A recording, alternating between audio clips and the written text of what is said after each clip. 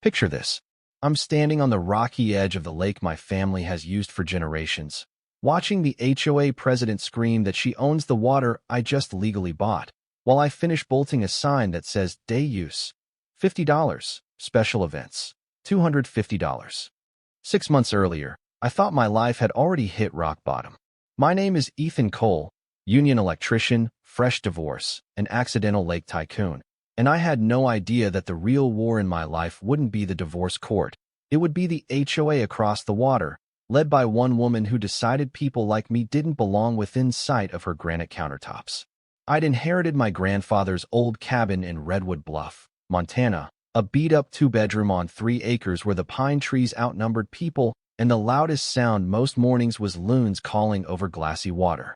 The lake sat 100 yards behind my back property line. 15 acres of clear water owned by a reclusive man across the shore, Harold Brenner, who'd quietly let a handful of families like mine swim and fish there for 60 years.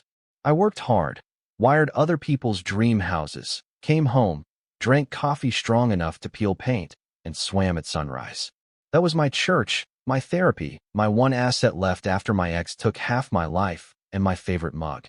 Then the developers came. Overnight, the old meadows turned into silver maple shores, 43 copy-and-paste McMansions stacked along the hillside, like someone had binge-watched luxury home shows and tried to recreate them from memory.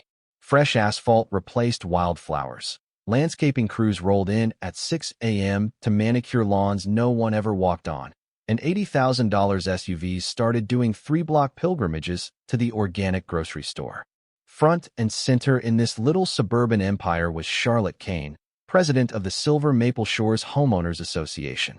Think reality TV diva meets small-town dictator. Sculpted blonde hair, tan that never came from the sun, and a smile so sharp it felt like it could cut wire. She lived in a premium Lakeview palace that, small detail, had zero actual legal access to the lake.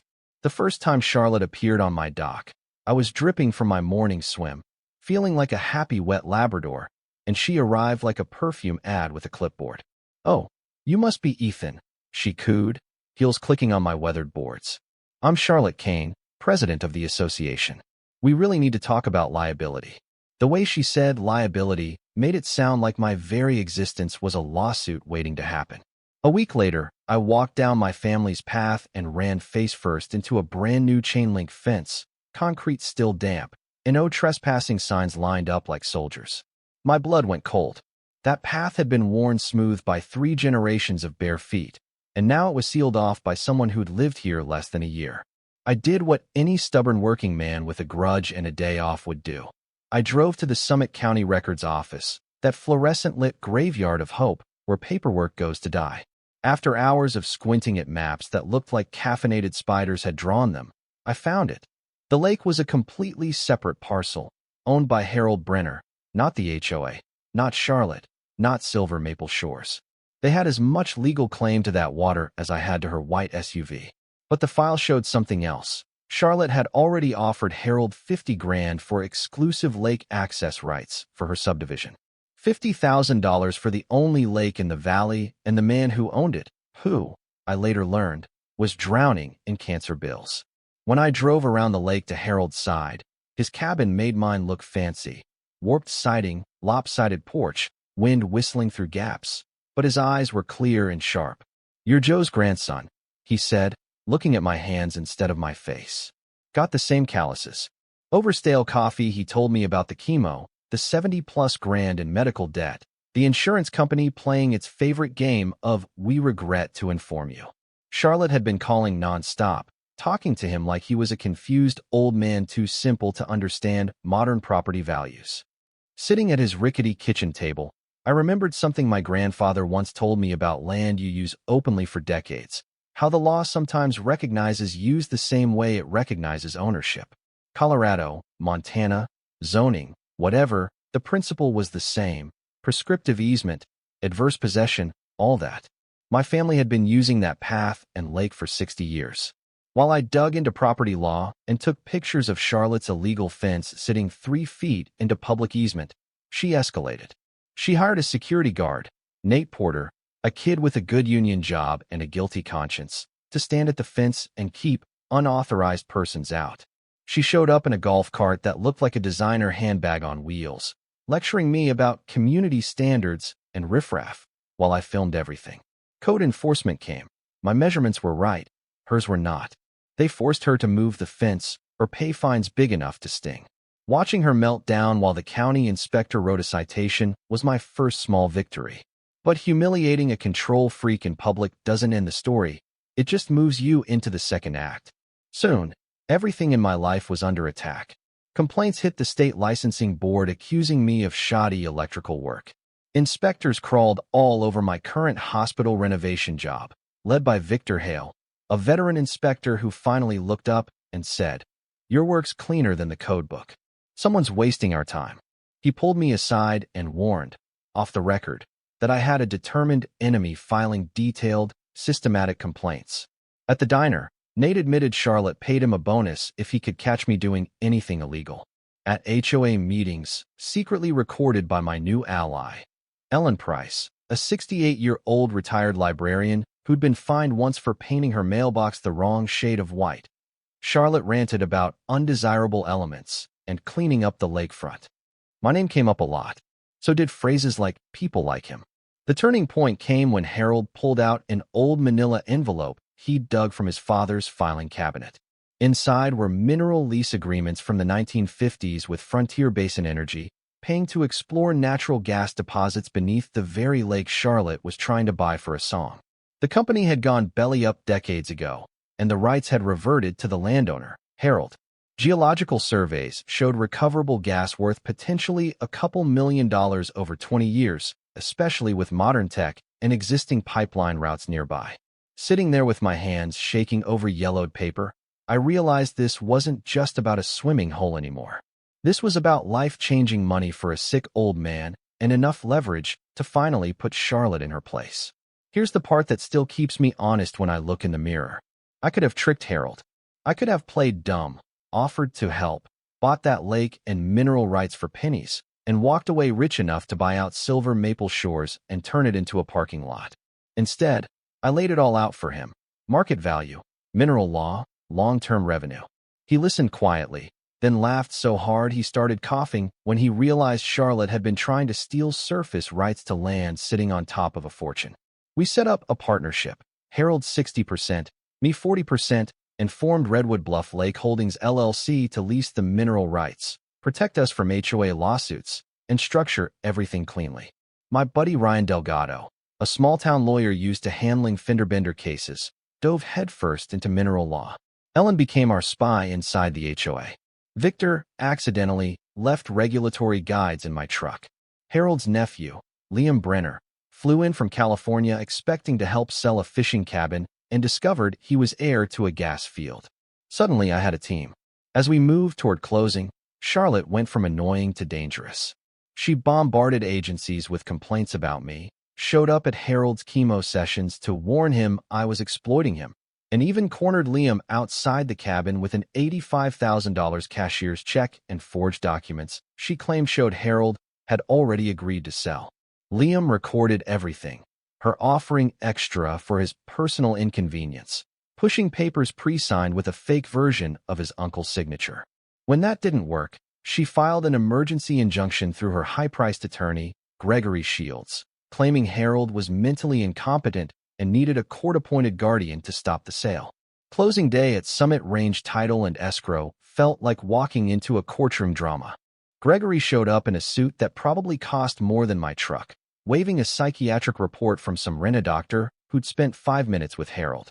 Then our independent specialist, Dr. Monica Ellison, calmly laid out her evaluation. Harold was fully lucid, understood the deal, and was making an informed decision.